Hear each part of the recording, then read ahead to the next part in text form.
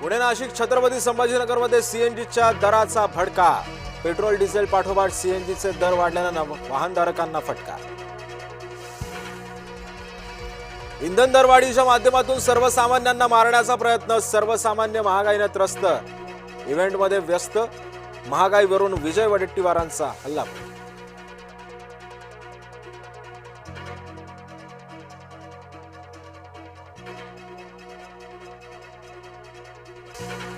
इंधन दरवाढीच्या माध्यमातून सर्वसामान्यांना मारण्याचा प्रयत्न। सर्वसामान्य महागाईने त्रस्त। सरकार इव्हेंटमध्ये व्यस्त। महागाईवरून विजय वडेट्टीवारांचा हल्लाबोल।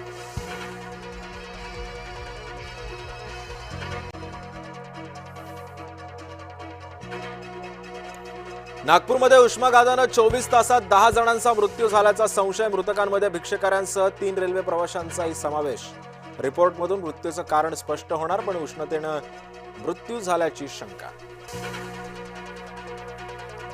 कल्याणमधील दुर्गाडी मंदिर प्रवेशावरून वातावरण तापलं। बकरी ईद निमित्त दुर्गाडी किल्ल्यावरती आज हिंदूंना प्रवेश बंदी। शिवसेना भाजपचे कार्यकर्ते प्रवेशासाठी आक्रमक। मराठा आंदोलक मनोज जरांगे पाटलांची आज पत्रकार परिषद। मागण्यांबाबत राज्य सरकारकडून अद्याप कोणतेही उत्तर नाही। जरांगे पाटील आंदोलनाची पुढची दिशा जाहीर करणार। भाजपचे आमदार प्रसाद लाड हे मनोज जरांगेंची उद्या पुन्हा एकदा भेट घेणार। मनोज जरांगेंच्या मागण्यांबाबत करणार चर्चा। मुसलमान आपलेच आहेत, ते काही औरंगजेबाची औलाद वगैरे नाहीयेत। केंद्रीय राज्यमंत्री रामदास आठवलेंचं महत्वाचं आणि लक्षवेधी विधान।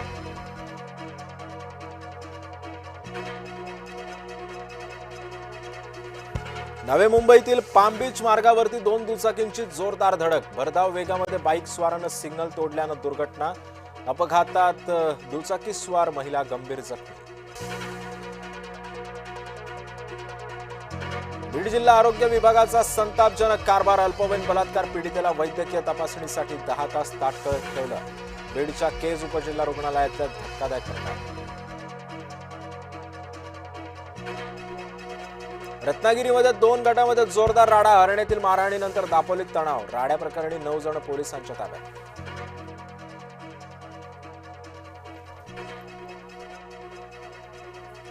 धन बचतीच्या मोदींच्या आवाहनाला अमृता फडणवीसांचा प्रतिसाद। आता दैनंदिन कामासाठी अमृता फडणवीसांचा थेट सायकल वापरण्याचा निश्चय।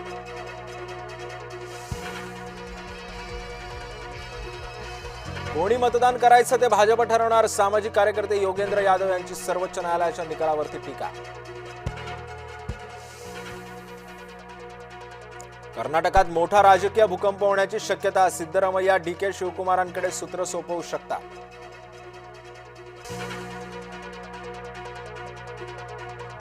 भारत लवकरच बनवणार 5व्या पिढीतील स्वदेशी stealth fighter jet. Stealth fighter jet बनवण्याचा महत्वाचा टप्पा लवकरच पडणार पार। अमेरिकेचा इराणला मोठा धक्का। कराराच्या मसुद्याबाबत तो दावा फेटाळला। होर्मुझच्या नाकेबंदीबद्दलही केला खुलासा।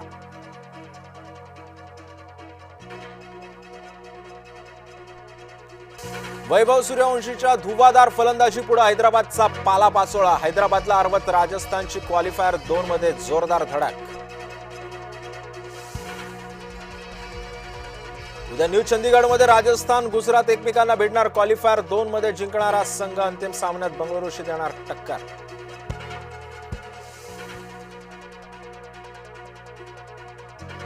आज मुंबईसह देशभरामध्ये बकरी ईद निमित्त नमाज। मुंबईसह देशभरात पोलिसांचा बंदोबस्त।